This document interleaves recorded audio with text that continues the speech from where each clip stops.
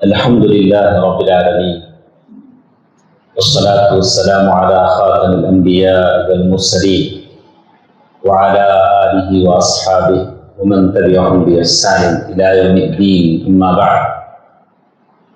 محترم صدر اجتماع امیر محترم جمعیت اہل حدیث تمل ناڈو اور پانڈیچیری، استاد محترم فضیلت الشیخ انیس الرحمن اعظمی عمری مدنی حفظہ اللہ، اور اسی طرح ہمارے ساتھ موجود دیگر علماء کرام، اور اسی طرح مقامی جمعیت کے جو ذمہ داران ہمارے ساتھ ہیں، جناب شکیل صاحب اور اسی طرح کاکا شبیر صاحب، اللہ تعالیٰ آپ سب کی خدمات کو شرف قبولیت بخشے، آمین۔ اللہ تعالیٰ کا یہ فضل اور کرم ہے کہ ہم نے امیر محترم کی بہترین تقریر سنی۔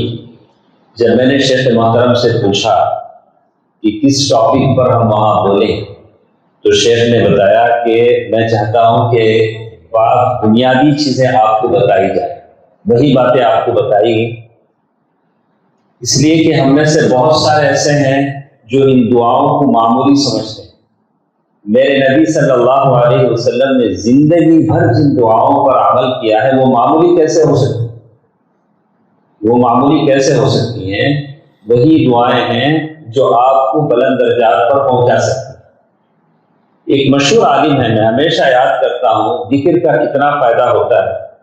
فضیلت الشیخ عبدالرزاق العباد حفظہ اللہ نے دعاؤں پر ایک کتاب لکھی، اور میں نے زندگی میں تجربہ کیا۔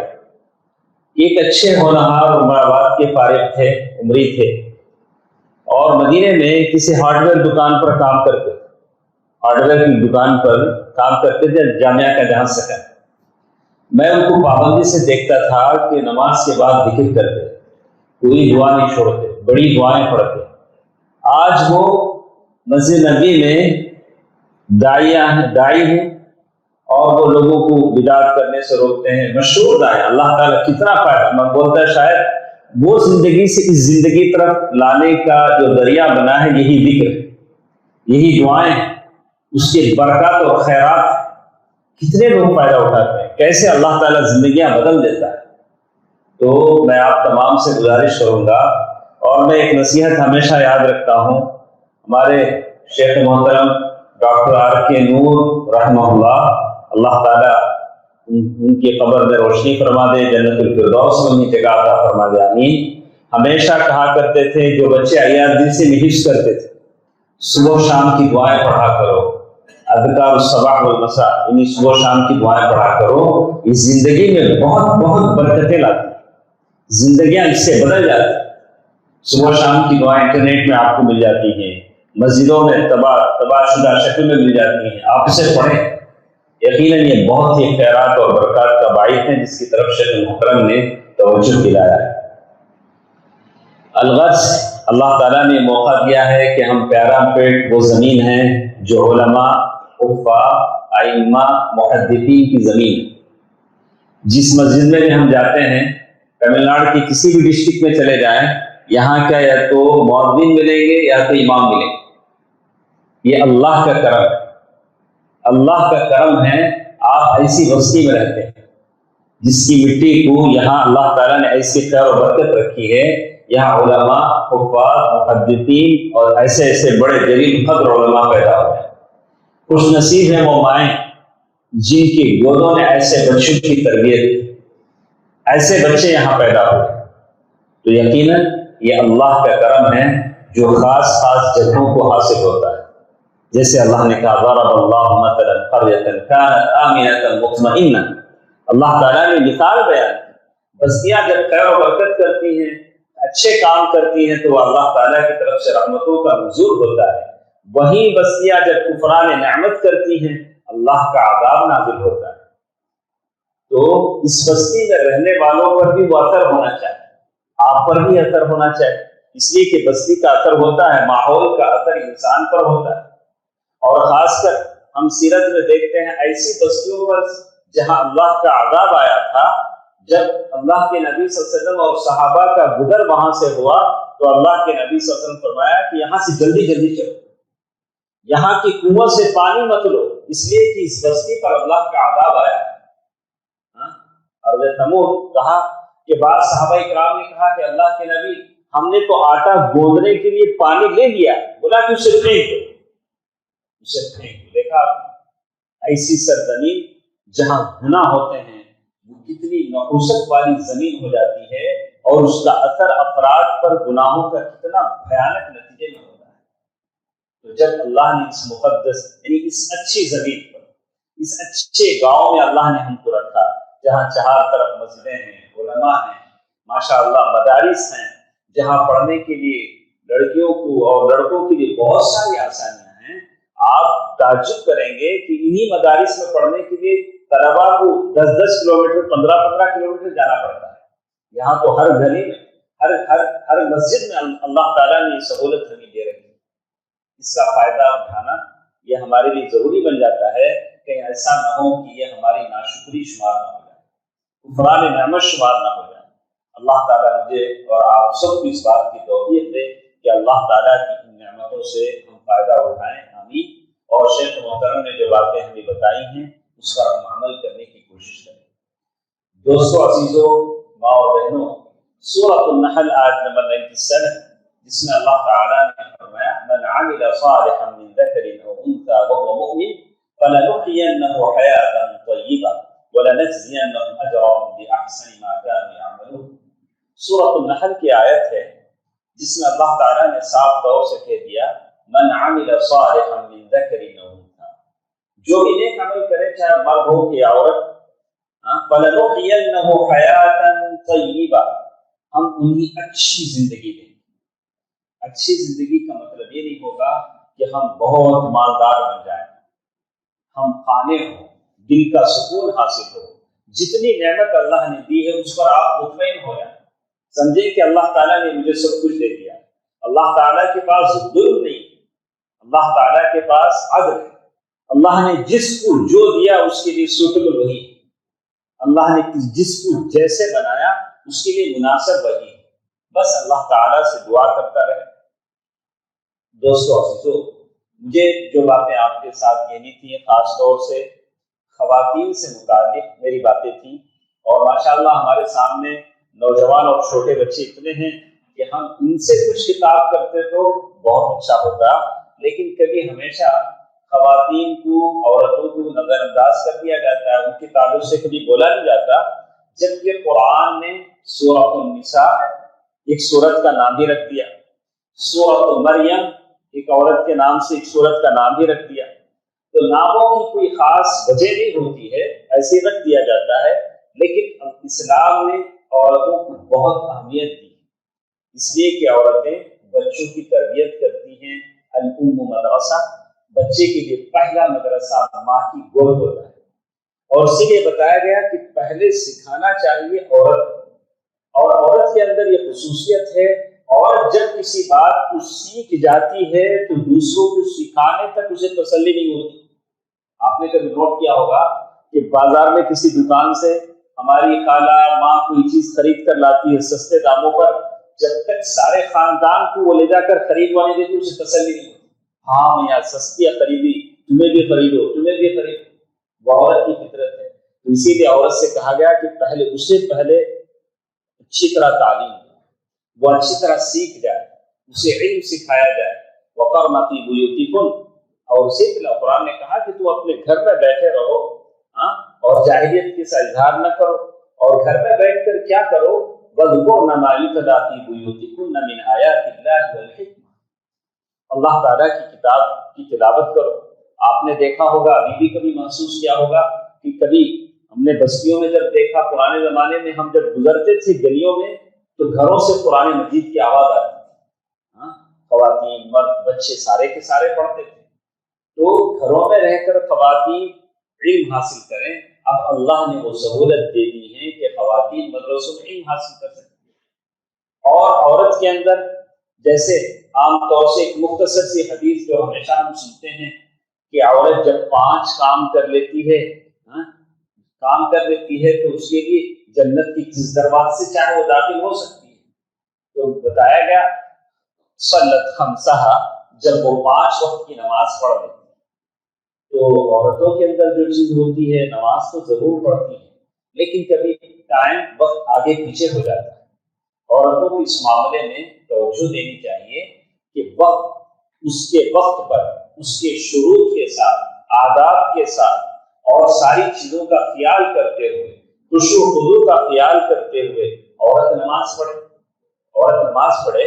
اور جیسے کہا کہ 5 وقت کی نماز اگر عورت پڑھ لیتی ہے سوائے اس اوقات میں جس میں شریعت نے ان کو اجازت دی ہے، خاص اوقات ہیں، اور وہ عورتوں کے جو مسائل ہیں وہ تو اتنا مشکل مسئلہ ہے کہ کوئی مرد اسے بیان نہیں کر سکتا. اسی لیے عورتوں سے کہا گیا کہ وہ ایسا علم حاصل کرے کہ اپنی عورتوں کو بتائے کہ اس حالت کے جو مخصوص مسائل ہوتے ہیں عورت کو بتا سکتی ہے. ہم نے اللہ کے نبی صلی اللہ علیہ وسلم کی سیرت میں دیکھا کہ عورتیں آتی مسئلہ پوچھتی تو اللہ کے نبی صلی اللہ علیہ وسلم اپنی بیوی ام المؤمنین عائشہ رضی اللہ تعالیٰ عنہ کو اشارہ کر دیتے کہ اسے سمجھاؤ. معلوم یہ ہو کہ ایک مرد ان مسائل کو نہیں سمجھا سکتا لیکن عورت کے لیے ضروری ہے، اس لیے کہ یہ سارے مسائل عبادات سے جڑے.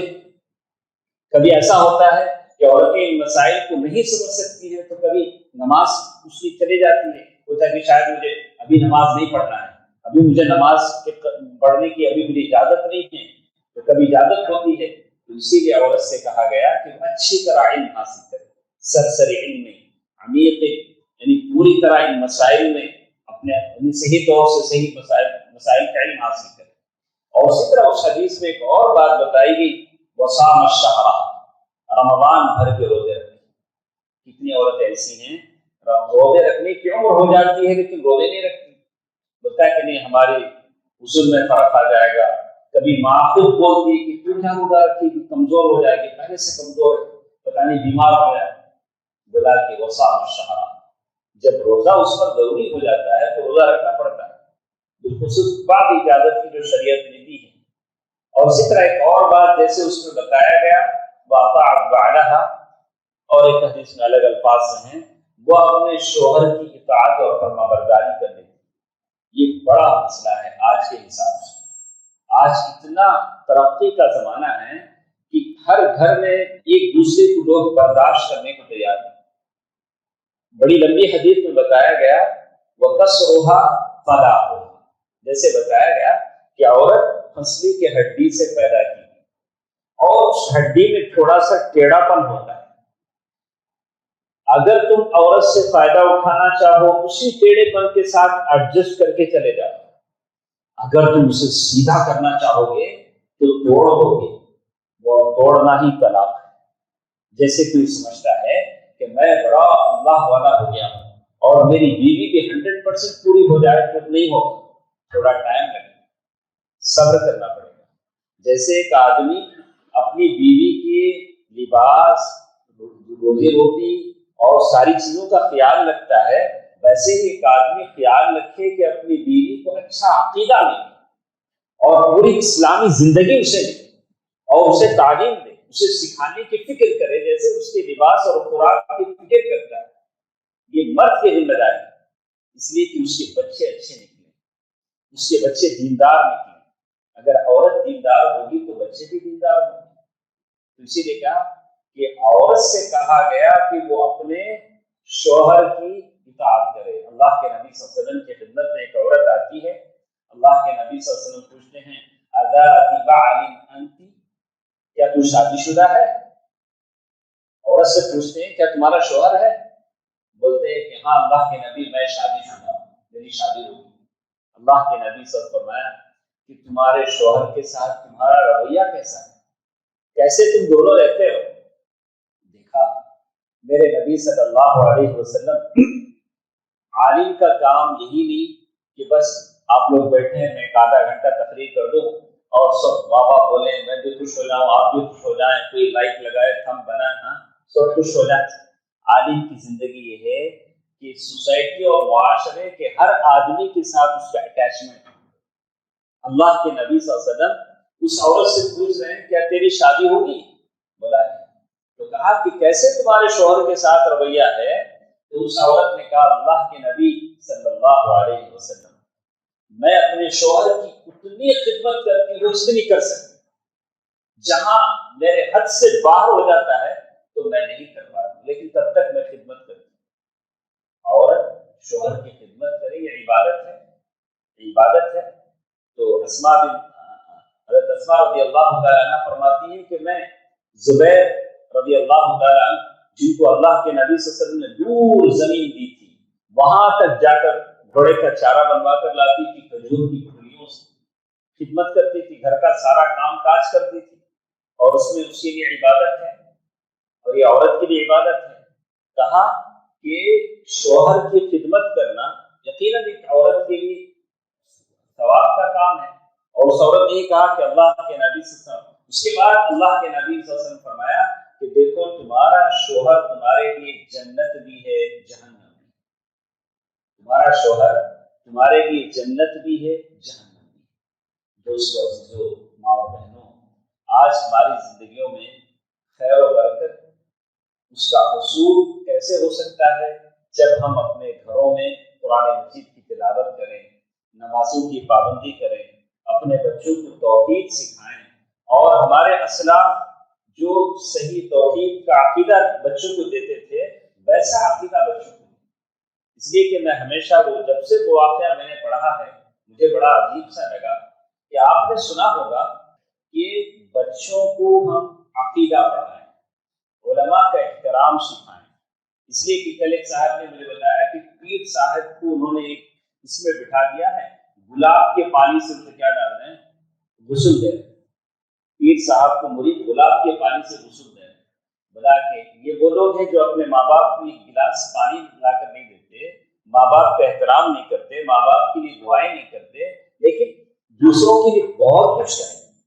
تو بچوں کو بچپن سے سکھایا جائے کہ عقیدہ کیا ہوتا ہے، ہاں اللہ تعالیٰ کی معرفت کیا ہوتی ہے، اور رسول صلی اللہ علیہ وسلم کے حقوق کیا ہیں، ماں باپ کا احترام کیسے ہوتا ہے، بیوی کے ساتھ کیسے رویہ، یعنی بچوں کے دلوں میں صحیح عقیدہ راسخ کیا جائے۔ اس کا فائدہ کیا ہوگا؟ آپ نے سنا ہوگا ایک ایسا آدمی جو عمر رضی اللہ تعالیٰ جو علی رضی اللہ تعالیٰ عنہ کا قاتل تھا، کیا نام تھا اس کا؟ عبد الرحمن بن ملجم۔ عبد الرحمن بن ملجم ایک زمانے میں زبردست قاری ہے، اچھا قرآن پڑھتا ہے۔ عمر رضی اللہ تعالیٰ عنہ کا زمانہ ہے، اور آ کر کہتا ہے کہ عمر امیر المؤمنین، میں لوگوں کی خدمت کرنا چاہتا ہوں، بچوں کو قرآن پڑھانا چاہتا ہوں، میرے لیے کوئی انتظام کیجیے۔ تو آپ نے سیرت میں پڑھا کہ ایسا کہ عمر رضی اللہ تعالیٰ عنہ نے مصر کے گورنر عمرو بن عاص رضی اللہ تعالیٰ عنہ کو لکھا کہ میرا عبد الرحمن بن ملجم جب آئے، جو بہت اچھا قاری ہے، اور بعض الفاظ میں انہوں نے کہا کہ یہ میرے سے اچھا، ایسا کچھ الفاظ انہوں نے کہا، توفیق کر دی، اور مصر پہنچا، بڑا سا اہتمام ہوا، اور اس کے لیے بڑے سے بنگلے میں بچوں کو قرآن پڑھانے کا۔ لیکن اس کی دوستی ہو گئی ابن السودا کے گروپ سے، جو امیر المؤمنین عثمان بن عفان رضی اللہ عنہ اور دوسرے کے تعلق سے کچھ غلط خیالات اپنے دل میں رکھتے تھے۔ اور بڑھتے بڑھتے کیا ہوا، ایک دن ایسا بھی آیا کہ اس نے فجر کے وقت علی رضی اللہ تعالیٰ عنہ امیر المؤمنین کا گلا کاٹ دیا، دیکھا، اور اس پر اتنا ہی نہیں کیا، اس لیے کہ اس وقت کے جو صحابہ تھے، علماء تھے، اس کے ساتھ وہ بیٹھتا نہیں، اس نے بس اتنا سمجھ لیا کہ میں قرآن کا اچھا سا قاری ہوں، قرآن میں اچھا سا پڑھتا ہوں، یہی میری نجات کے لیے کافی ہے۔ اسے پوچھا گیا تو اس نے کہا کہ تم نے ایسا کیوں کیا؟ بولا کہ دیکھیے میں نے سوچا کہ اچھا کام کون سا ہے، مجھے لگا کہ بس میں حضرت علی امیر المؤمنین کو قتل کر دوں، یہ سب سے بڑا اچھا کام ہے اللہ کی قربت حاصل کرنے کی۔ دیکھا، ایسے ہی لوگ ذہنوں کو پراگندہ کرتے ہیں، نوجوان نسل کو تباہ کرتے ہیں، علماء سے دور کرتے ہیں، طرح طرح کی شکوک و شبہات پیدا کرتے ہیں۔ اس سے آپ کو کیا کرنا چاہیے؟ بچنا چاہیے۔ تو میں آپ تمام بچوں سے یہ کہوں گا کہ ہم عقیدہ سیکھیں۔ بعض روایتیں آتی ہیں کہ جب اسے قتل کرنے کی بات آئی تو اس نے کہا کہ لا تقتلونی مرۃ واحدہ، ایک ہی بار مجھے قتل مت کیجیے، بلکہ ایک ایک عضو کر کے کاٹیے تاکہ میں اللہ کا ذکر کرتا رہوں، اللہ کا ذکر کرتا رہوں۔ تو صرف آدمی ذاکر بن جائے یا صرف قرآن مجید کا قاری بن جائے جب تک کہ اس میں غور و فکر نہ کرے، صحیح عقیدے کا علم حاصل نہ کرے، اس کے لیے چیزیں کافی نہیں ہو سکتی۔ اور یہ بنا سکتی ہے ایک دیندار ماں، دیندار ماں جو اپنے بچے کی تربیت کرتی ہے۔ تو میں ہماری ماں اور بہنوں سے کہوں گا کہ پہلے زمانے میں جیسے کچھ بچوں کو پالنا تھا، ظاہر آسان ہوگا، لیکن آج کے زمانے میں ایک چیلنج ہے، بہت ہی مشکل کام، اس لیے کہ آج شیاطین الانس والجن طرح طرح کے انسان ہیں، سوشل میڈیا کی شکل میں، یہ موبائل کی شکل میں، جو بچوں کے دین پر بچوں کا دین ان سے چھین رہے ہیں، عقیدہ چھین رہے ہیں، اور بچے کیا کر رہے ہیں ماں باپ جان نہیں پاتے۔ تو اس حالت میں ضروری ہو جاتا ہے کہ ہم بچوں کی حفاظت کریں، ان کی دیکھ بھال کریں، ان کو صحیح دینی تعلیم دیں اور دینی علم سے آراستہ کریں تاکہ بچے قابل مسلمان بن سکیں۔ تو اسی لیے شیخ محترم نے وہ آیت پڑھی، فَلْيَحْذَرِ الَّذِينَ يُخَالِفُونَ عَنْ أَمْرِهِ أَن تُصِيبَهُمْ فِتْنَةٌ أَوْ يُصِيبَهُمْ عَذَابٌ أَلِيمٌ۔ تو آخر میں سارے نوجوانوں سے، بچوں سے، خواتین سے بھی کہوں گا کہ ہمیشہ اس بات کا خیال رکھیں۔ اللہ کے نبی صلی اللہ علیہ وسلم نے حدیث میں فرمایا کہ قیامت کے قریب بہت زیادہ فتنے رونما ہوں، بہت زیادہ فتنے رونما ہوں۔ اللہ کے نبی صلی اللہ علیہ وسلم مدینے سے باہر نکلے اور صحابہ سے کہا کہ دیکھو میں دیکھ رہا ہوں کہ فتنے ایسے گر رہے ہیں جیسے بارش کے قطرے گرتے ہیں۔ صحابی نے سوال کیا فتنہ کیا ہے؟ فتنہ آپ قدم قدم پر فتنہ ہے۔ ایک آدمی اپنی بیوی سے آزمایا جا رہا ہے، کوئی عورت اپنے شوہر سے آزمائی جا رہی ہے، ماں باپ بچوں سے آزمائے جا رہے ہیں، کسی کو عقیدے کا فتنہ ہے، دنیا جہاں کے ڈاؤٹ، جیسے کاش شہوت، جیسے شبہات، یعنی بہت ساری شبہیں ڈاؤٹس آدمی کو آتے ہیں، اور فتنہ شہوات اور شہوتوں کے فتنے ہیں، شبہات کے فتنے ہیں، بہت ساری چیزیں زندگی میں آتے ہیں۔ صحابی نے کہا اس سے نکلنے کا طریقہ کیا ہے؟ مَلْبُخْرِجْ مِنْہَا یا رسول اللہ، قال کتاب اللہ، اللہ کی کتاب ہے، اور حدیث اسی میں شامل ہے، کہا کہ اللہ تعالیٰ کی کتاب اور سنت رسول ہے جس پر جان کر عمل کر ہم ان فتنوں سے نکل سکتے ہیں۔ میں تمام حضرات سے، بچوں سے بھی کہوں گا کہ اپنے آپ کو جو صحیح عقیدہ دینے والے ہیں ان کے ساتھ جوڑے رکھیں۔ ناموں کی رونق سے، الگ الگ نام سے الگ الگ تنظیمیں، الگ الگ جمعیتیں آتی ہیں جو آپ کو اپنی طرف کھینچتی، اس کی کوئی گارنٹی نہیں۔ ان کے عقیدے کیسے ہیں، ان کی چمک جو دکھتی ہے کہ اچھا ہے، فوراً کوئی عہدہ دے دیں گے، لیکن یہ آپ کے عقیدے پر ڈاکہ ڈالنا چاہتے ہیں۔ ہمارے اسلاف نے اللہ کے نبی صلی اللہ علیہ وسلم سے، صحابہ سے جو عقیدہ سیکھا، اللہ کے نبی صلی اللہ علیہ وسلم کہا کہ میں ایسا دین چھوڑ کر جا رہا ہوں جو بالکل صاف ہے، سمجھ میں آنے والی بات ہے۔ تو تمام حضرات سے کہوں گا کہ اسی عقیدے کے لیے کام کریں جو اہل حدیث کا جو عقیدہ ہے، ہمیں جو اسلاف سے ملا ہے، جو ہمیں جنت تک لے جاتا ہے، بالکل صاف شفاف عقیدہ۔ اور یہ نہیں کہ قرآن سمجھنے کے لیے 14 علم چاہیے، دین سمجھنے کے لیے ایسا چاہیے، یہ ساری چیزیں نہیں۔ وَلَقَدْ يَسَّرْنَا الْقُرْآنَ لِلذِّكْرِ فَهَلْ مِن مُّدَّكِرٍ، کتنی مرتبہ سورہ قمر میں بتایا گیا، اللہ تعالیٰ نے بار بار کہا۔ تو میں پھر ایک بار آخر میں آپ سے کہوں گا کہ اپنے آپ کو علماء کے ساتھ رکھیں، جو اچھے علماء ہیں، جو آپ کو اچھا عقیدہ سکھاتے ہیں، ان کے ساتھ رکھیں، اور اپنے ماں باپ کے ساتھ اچھا سلوک کریں، اور کوشش کریں کہ اللہ تعالیٰ کے بارے میں آپ کا علم پختہ ہو، معرفت اللہ سبحانہ وتعالی، اللہ کی ذات کے بارے میں جتنا آپ کا علم پختہ ہوگا، اللہ تعالیٰ کا ڈر اتنا آپ کے دل میں پیدا ہوگا۔ اور یہ اللہ کا ڈر ہے جو آپ کو مجھے متقین کی صف میں شامل کرتا ہے اور اللہ کی جنت میں داخل کرتا ہے۔ اللہ تعالیٰ سے دعا ہے کہ اللہ تعالیٰ مجھے اور آپ کو عمل کی توفیق دے۔ اے الہ العالمین، جو باتیں ہم نے سنی ہیں اس پر ہمیں عمل کرنے کی توفیق دے۔